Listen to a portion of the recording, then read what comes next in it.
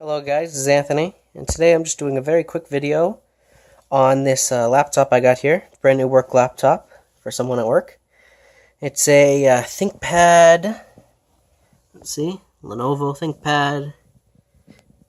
Let's see if the light will get that. P71. It's a 17-inch laptop. This current model has an i7.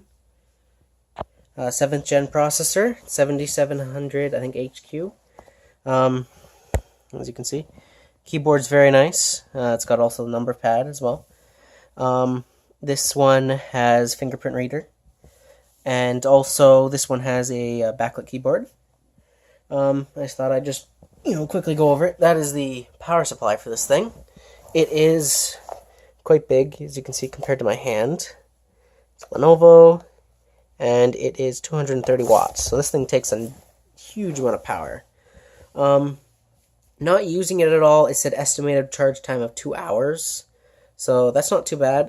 This one, in its current configuration, with the large battery and then the normal internal battery, the runtime is around 12 to 13 hours on a full charge, which is very nice, seeing that this one has a P3000 Quadro card.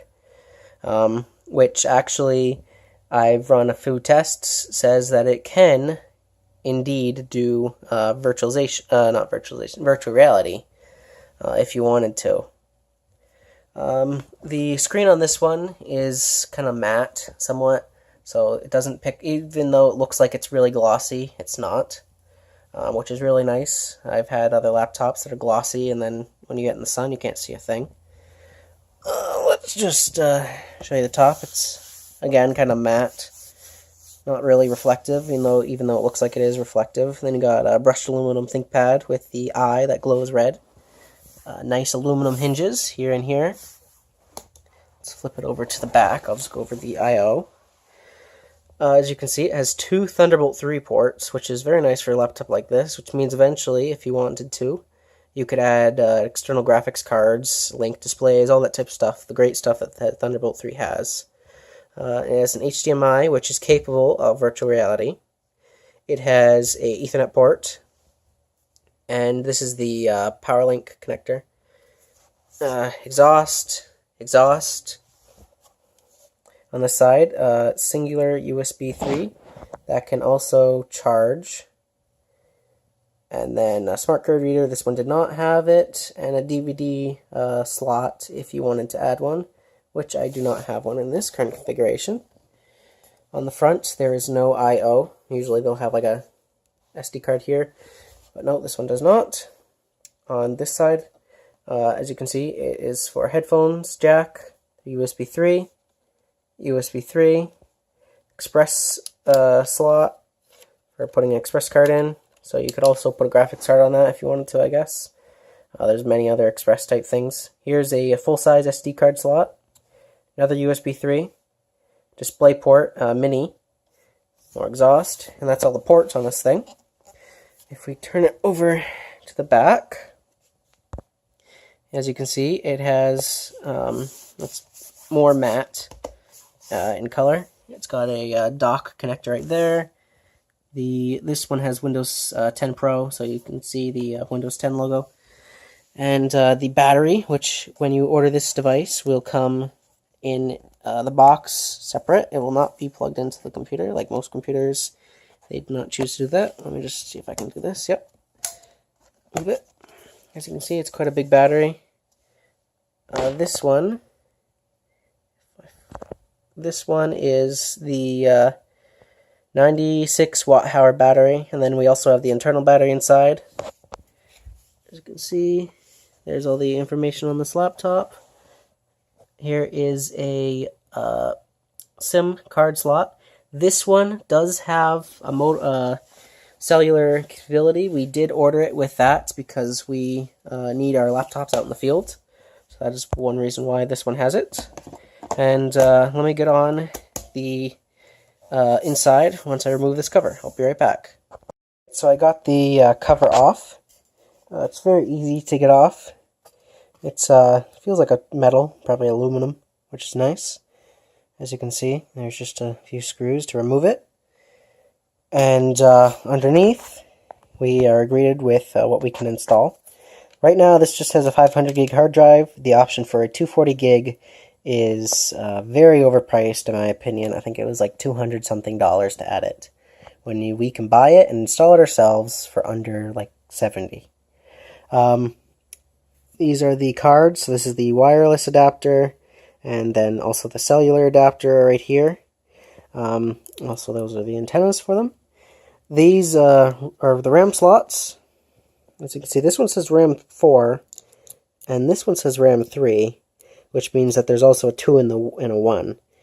This laptop has 8 gigs of RAM, so most likely they probably put 2 4 gig sticks somewhere else in this thing where I am not able to access, which is fine because I can always add more RAM quite easily.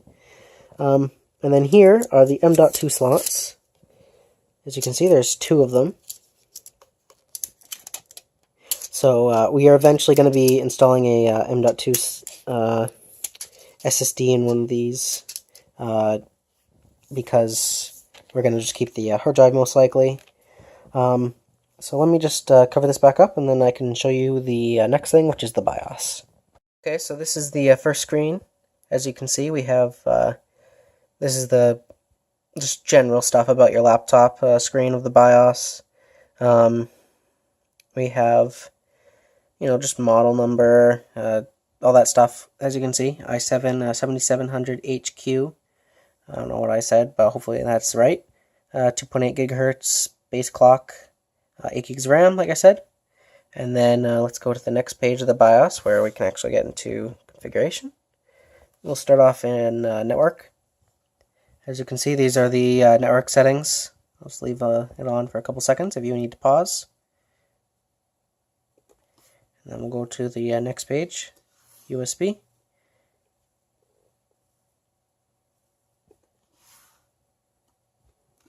Keyboard and mouse.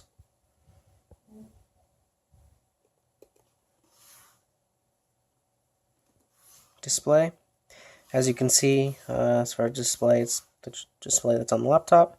You can change the graphics memory to 512 megabyte for the that is for integrated graphics in the CPU, which my laptop is on hybrid graphics right now, which means that it'll run as integrated graphics mode to achieve longer battery life, which is one reason why we bought this laptop. But also, discrete graphics will turn on when we need them, which is also a reason why we bought this laptop. We bought it so that we could have long battery life, and then when we needed high power, we could have it easily and not have to carry on 2 laptops or desktop, something like that. Okay, now we're going on to power settings. Intel speed step technology is enabled on this one. Most of these are the settings that it came with, so these are most likely what you'll see when you look for the first time. AC mode for maximum performance, that's what we set ours to. And then battery modes, battery optimizer. Pretty generic stuff. On to the next one, which is beep and alarm. Pretty simple. And then you can create RAID. Unfortunately, we don't have another drive in this one. So you can set a hard drive, M.2, and disable that. Onto CPU, multi-core processing, of course, hyper-threading, of course, and then Thunderbolt 3, wake by Thunderbolt 3, and then security level user authorization. Pretty simple stuff. Okay, next page, date and time. That's pretty generic. Security, you can add a password. There is a fingerprint reader on this one, so there's fingerprint settings. There is a security chip. Flash BIOS. Memory protection. Virtualization. I enabled this. It is not enabled by default like most computers, but I do use virtualization from time to time, so I just enabled it. These are all automatically enabled.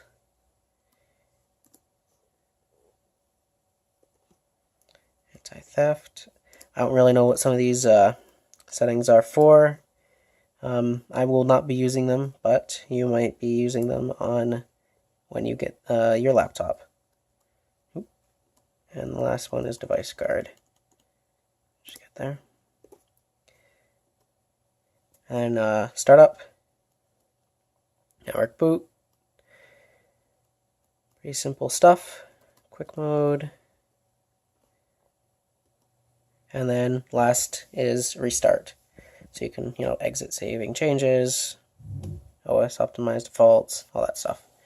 So that's the BIOS, and I think that's about it for this little brief review of the ThinkPad P71. I hope it gave you enough information when deciding to get this laptop for yourself. All right, have a good day.